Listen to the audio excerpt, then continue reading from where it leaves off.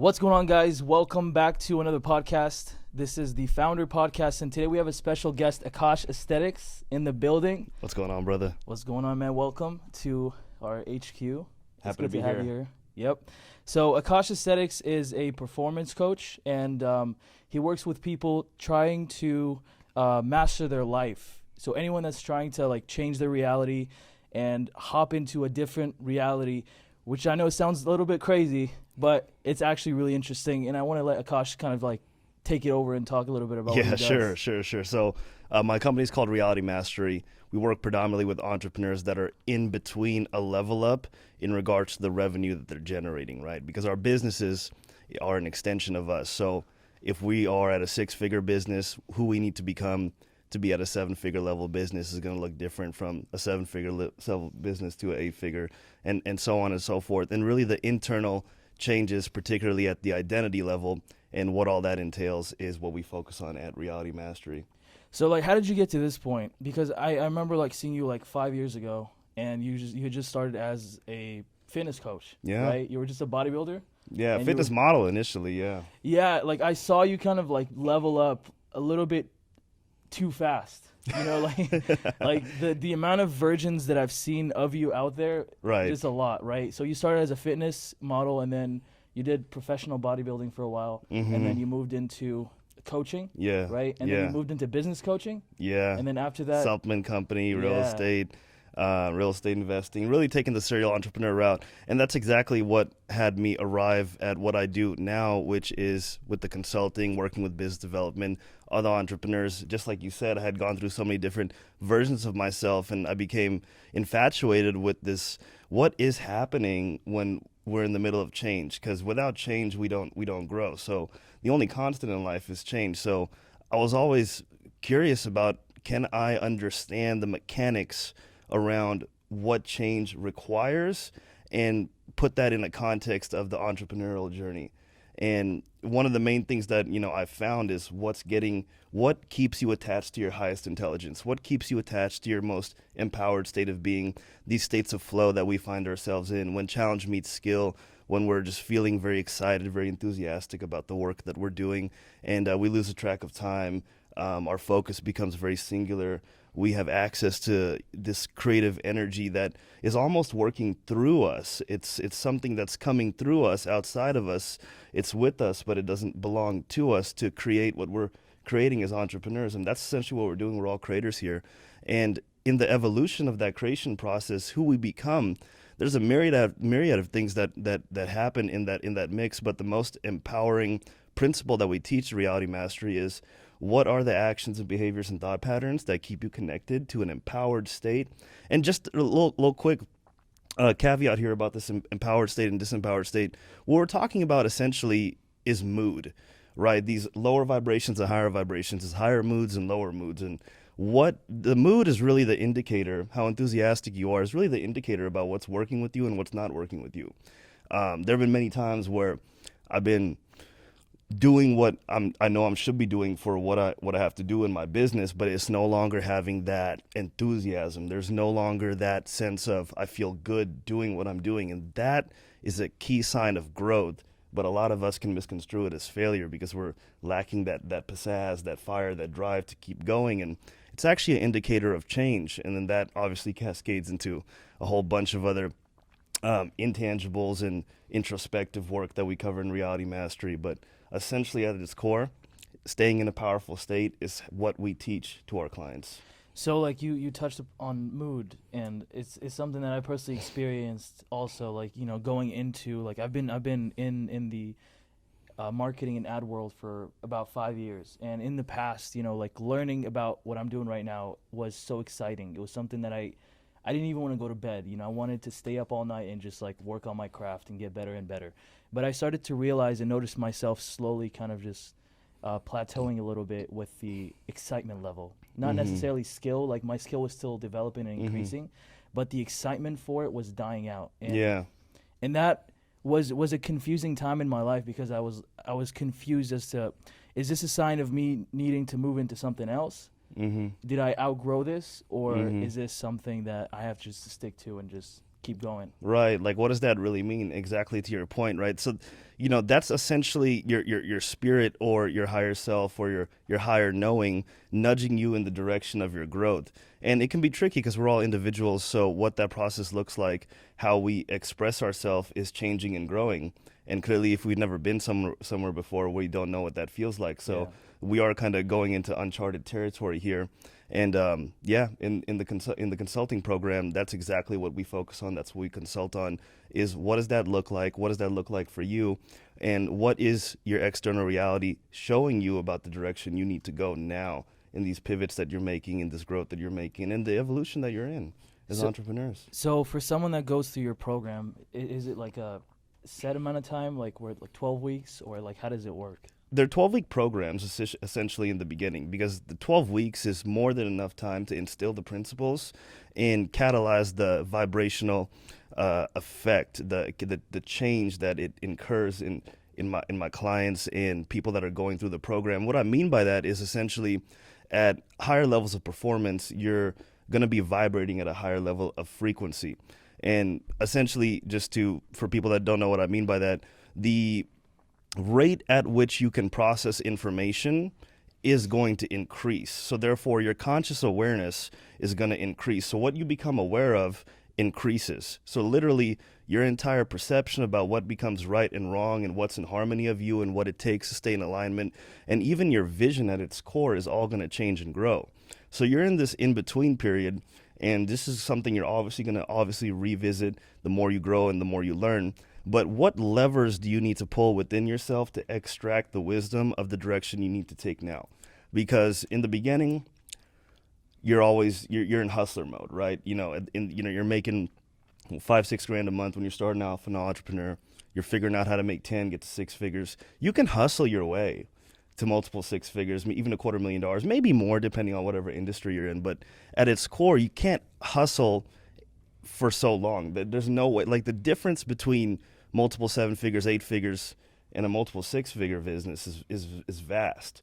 Yeah. So it only makes sense that the actions, the habits, the thought patterns, the programs you're running to conduct your life need to drastically change, and that can be really, really, really tough for entrepreneurs. Not even at the 6-figure to 7-figure level, but at the 7 to 8-figure level. The same dynamic is going to happen. It's just a different context in which it's happening in. So what's going on there? What's happening is you're getting a software update from the actions, from the progress, from the accomplishments that you've been acquiring and achieving in your path. What happens is you have built patterns and habits around thinking in a certain way and giving certain meanings to things that happen in your life and your business and how you essentially play this game. And what's required at the higher levels almost is diametrically opposite to what's required at the lower levels of the game. So entrepreneurs find themselves in situations where what got them here is not at all what's going to get them to where they want to go. Yeah. And that dynamic is very tricky because your soul's going left and your habits and mind and body is going right. So you're at this crossroads. It can be there's a lot of uncertainty there. Yeah. And I encountered a lot of it. It's like you said, with the different identity switches I was going through. I'm like, what's happening here? And when I looked back in hindsight, I was able to actually connect the dots. I mean, they say hindsight's always 20/20, but I came to find that there's this element of spirit. And I don't mean to take this into a religious thing. It's not at all about that at all.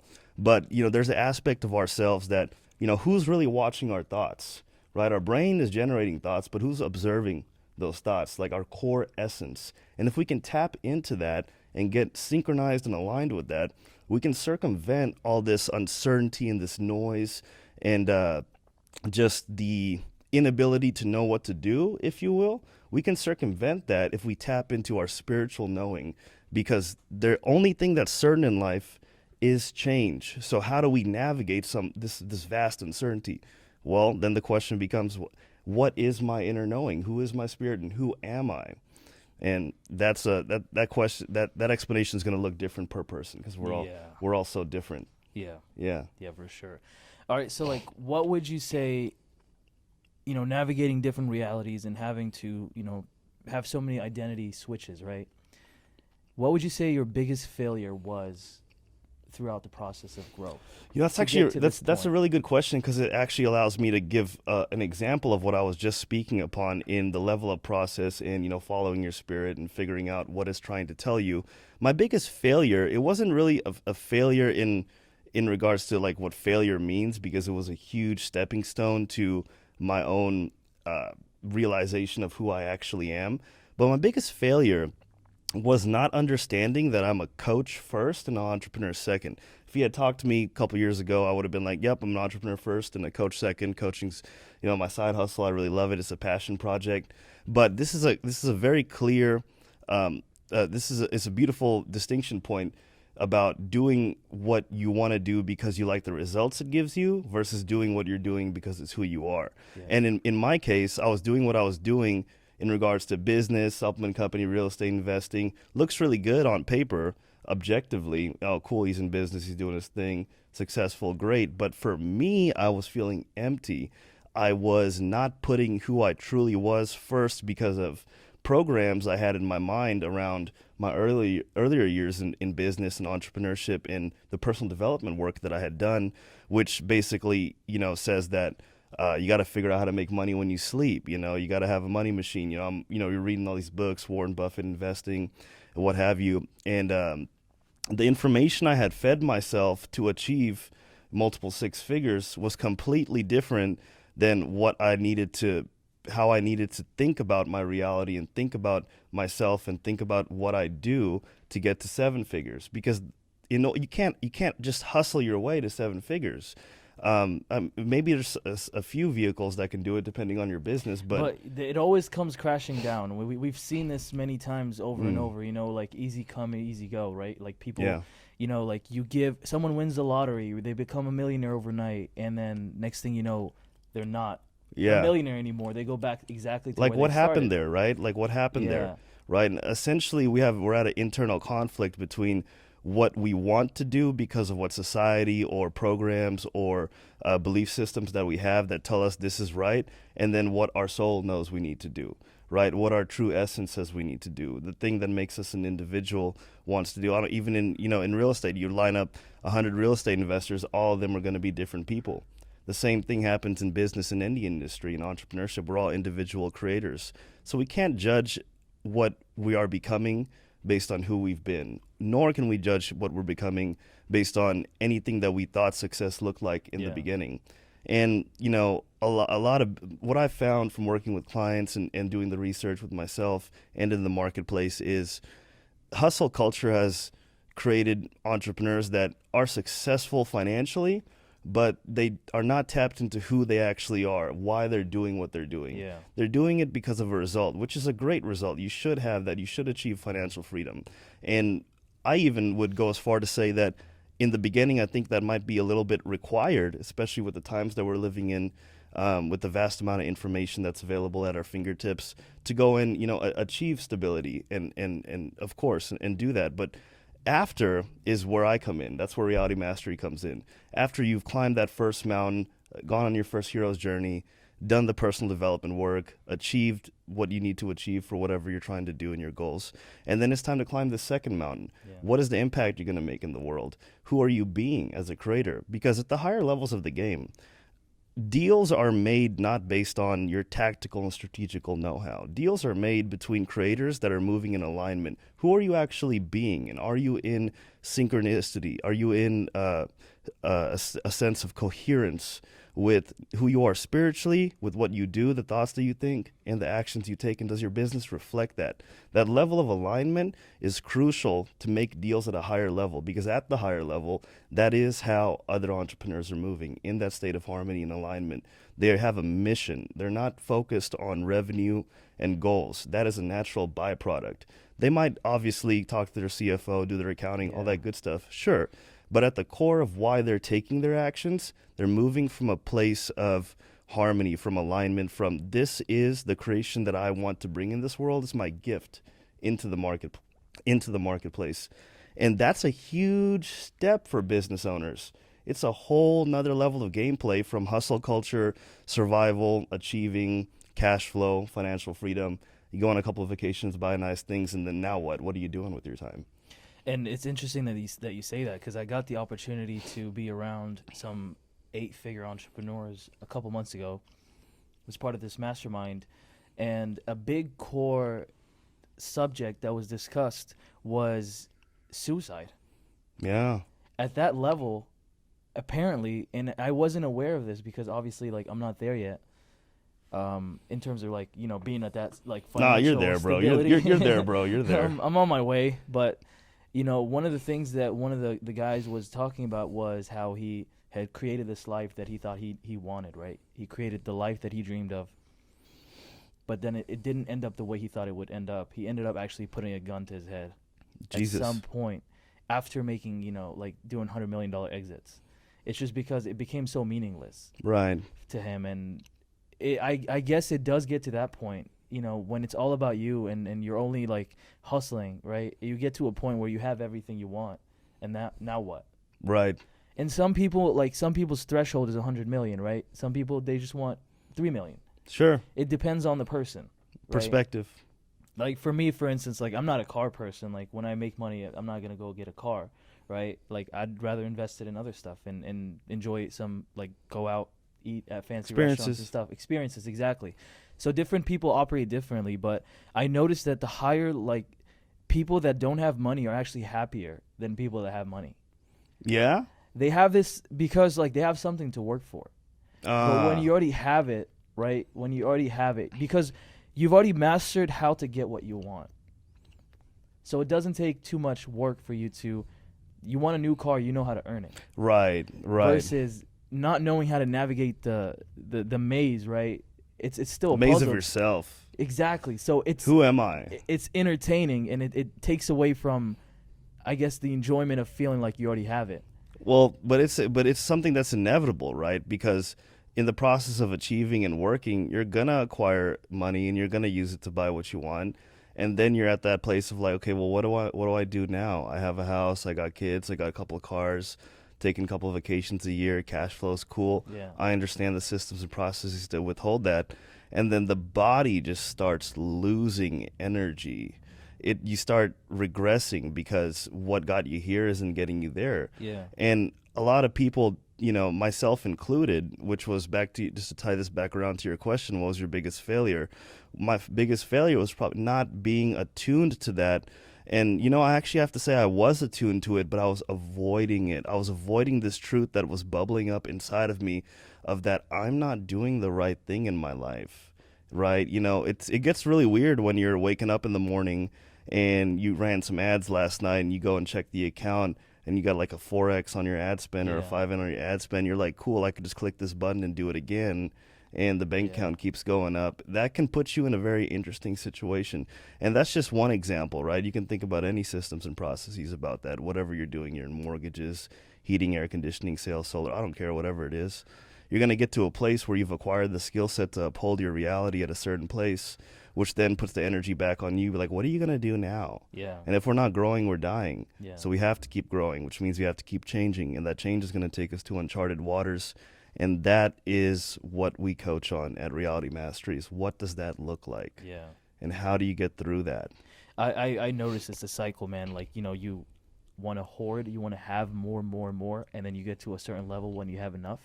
Right. And then now you're like, I need to get rid of all of this. Oh, yeah.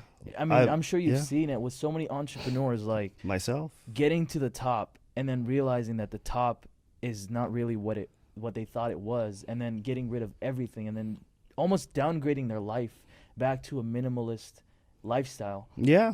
And I want to say, like, that's not wrong. Like, if you end up in that boat, like, that's the boat that we all end up in, because change at that level is so difficult. You need to be met with that kind of opposition of, oh my God, I've been living a lie. Like, there's nothing wrong with that. It's what catalyzes the growth and the change, and it's what sparks the higher knowing, your essence of who you are. You start asking those questions. So I do think it is required in a sense. Can you circumvent it? Maybe, but why? I don't think it really. I think there's some sense of joy that comes from it, because on the other side of asking those questions and getting in touch with who you are, you no longer feel bad or feel less than or like you made a mistake about how you spent your time, because you realize that it allowed you to illuminate your own truth of what I am and what I do in this world and how I serve. And also the dynamic around change. It makes people very acquainted with how change works. And I think that's going to be required for sustained happiness without having these peaks and valleys of mood and lower and higher vibrations, which will happen, but you'll be able to look on it with the perspective of surrender and surrendering into where life is taking you, where your soul's essence is nudging you, to ultimately feel a sense of grace and groundedness and peace as you continue on in your journey, Yeah. which is absent in the beginning years, which can cause for a lot of, internal turmoil, Yeah. and that I experienced a lot of. Yeah. Hence me figuring all this stuff out. All right, so I have a very important question for Yeah. you, and I think it's gonna help a lot of people out too. On the journey of entrepreneurship and on the journey of introspection and figuring out your life path and your purpose and your mission in life, there's a lot of ups and downs, right? You're gonna be faced with a lot of demons, a lot of things that you're not familiar with, uncharted territory, things that you didn't even expect to meet, right? And you have to confront all these demons and all these like bad patterns and behaviors and beliefs that you held on to for so long, and trauma from your childhood years, right? How do you stabilize your emotional well-being? How do you so that you can make the most rational decision? Because you also have to balance your personal life, you have to balance your work life, there's so many roles that you still have to play in society that you have to be sane. Because honestly, like I think we talked about this in the past. We both got to a point where we thought we were going crazy. Things were getting a little too intense, and then you're like, okay, where do we go? What do we do now? Like, how do you stabilize your emotional well-being and your emotional state so that way you can just... Great question. So, within stabilizing your emotions, you can't control anything you don't understand, right? So with your emotions, a lot of times what happens in the beginning parts of the game is we throw our emotions away, right? There's a lot of messaging here in the personal development and the hustle culture around fuck your emotions, do it anyway. And I totally get that. Yeah. And there is a time and place, but the meaning can get misconstrued wildly depending on the degree of understanding that you have as a business person and just life in general. When that's said, so in hustle culture in the beginning, when you're first achieving whatever you need to achieve in your business, climbing that first mountain, a lot of us, what I've found, myself included, is we will put our emotions to the side. We just won't feel them. We'll just take the action we know we need to take that gets the result. And that's cool. It'll get the result. You push through it. But you'll notice that there is a time where that doesn't work anymore, where what we feel needs to be taken into account for the reasons that we just talked about. What you feel, your enthusiasm, your excitement, when that's going away from what you're doing, that's a sign from your soul's essence, like something needs to change here. Maybe not necessarily what you're doing, but maybe just how you're expressing it. There's so many nuances within that. I don't want to get caught up in the weeds of this because it's different for every person. But essentially, in order to be able to control your emotions, you need to feel your emotions, which is a skill. There is an art in being able to process your emotions and then properly take the action needed, be that as it may, whatever you felt in your emotions. But the main disconnect and that I'm trying to impart from lesser experienced entrepreneurs to higher experienced entrepreneurs is they understand how to feel their emotions and take the action required anyway, versus in unexperienced entrepreneurs, they don't feel the emotion, but they take the action anyway. And the emotion is critical. A lot of people stray away from it because it takes a lot of energy to feel those feelings. They're very potent, especially when you're making big decisions and things that alter your reality. It's very, very potent, and it can be very heavy. So we can stray away from it because it's very uncomfortable, and the brain loves to keep us in a comfort zone. So to answer your question, meditation, honestly, meditation, even a walking meditation, alone time without electronics, to just focus on how you're feeling and let the emotions run through your body. And I just have not found people doing that haven't, at 7 figures and above, I see that happening, but there is no practice around multiple six figures, again, generally speaking, around meditation, internal work, breathing, feeling the emotions. Because emotion is what? It's energy in motion, emotion, energy in motion. And everything is energy. Energy is coming from spirit into our human being operating system to then be calibrated and then properly executed upon in the form of action. And if we're not feeling that emotion, we're not feeling that energy, we're not getting the downloads that we need to get in order to take the right action that we need to take. So what happens is we end up in anxiety, fear, depression, self-doubt, all these lower mood, lower vibrational places, which I think is the essence of why you're asking this question. How do we mitigate that? And the answer is to go straight into it, right? Yeah. You know, the obstacle is the way. Great book, by the way, Ryan Holiday. Yeah. Go straight into feeling those emotions, and that will actually start acclimating your system onto what that muscle feels like. It's kind of in the beginning, it's very difficult, right? Like, Yeah. you know, like you're training abs in the beginning in the gym. You're like, am I doing anything, or am I just bringing my chest to my knees here? I don't feel anything happening. And it's the same thing in business with understanding your emotions and building that empathy with yourself, is because you just don't have that muscle conditioned yet. You just don't. You're like, okay, yeah, you are working your abs. It just hasn't been formed yet for you to Yeah. feel that contraction. So what I find is just people don't do that work, right? And also, there's not a lot of people talking about why it's so important, Yeah. right? This is the knowing that's coming from your spirit, from your higher intelligence about what you need to be doing now. The thing is that we don't have the program or the software about how to decode and delineate those emotions, much less feel them. And that's a recipe just for feeling sad all day and feeling low energy and anxiety and uncertainty. Yeah. All right. So our last question Mhm. for the day is: what inspires you? What keeps you going every single day? And like, what's been the driver behind everything? you do? Man, what inspires me? That's a great question. So, what inspires me? You know, today it's a realization around.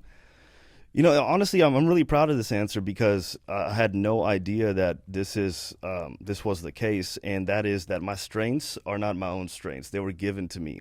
I was born like this. Like, I'll just take my body for example. I used to, in my younger years, think that I was like super disciplined, and I am super disciplined. But what I'm meaning by this is like, oh, I've cultivated all this discipline. I've worked on it. Sure, you know, I've worked on it in a sense, but the seed of that discipline was always present.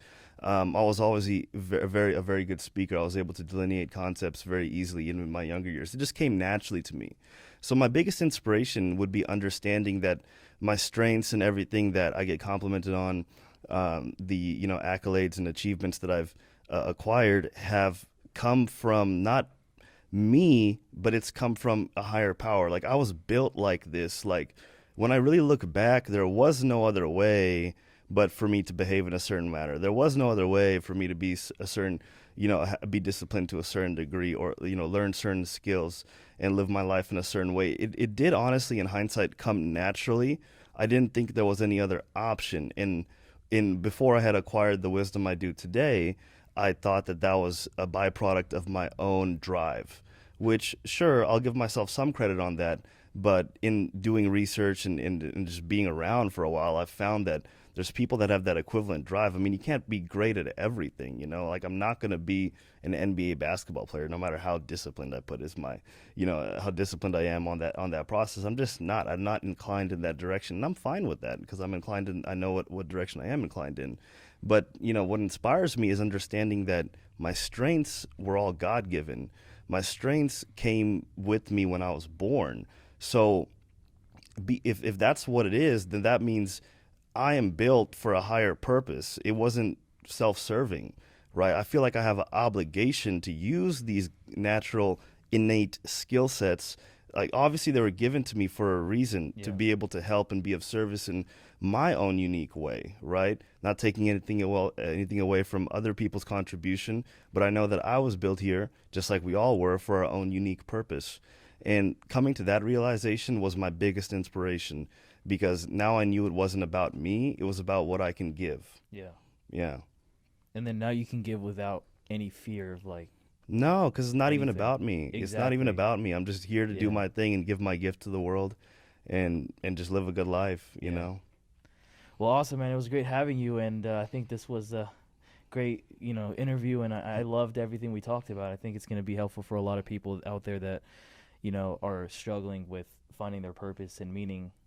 And, for anyone that wants to reach out to you, how can they get to you? Yeah, Instagram handle, Akaash Aesthetics, YouTube, Akaash Aesthetics. Yeah. All right. Awesome. Thank you, Akaash. Yeah. Appreciate it, bro. Love you, brother. Love you too, man. Great to be here. Likewise. I thought it was really good. That was good, guys. Bro, that was amazing. That was That was amazing. good? That was really fucking good. I thought it was a good flow. No, you both done well. Thank you, Cooks. You both- Oh, hey, man, Akaash, that was really good, man. 30 30 minutes. Very professional.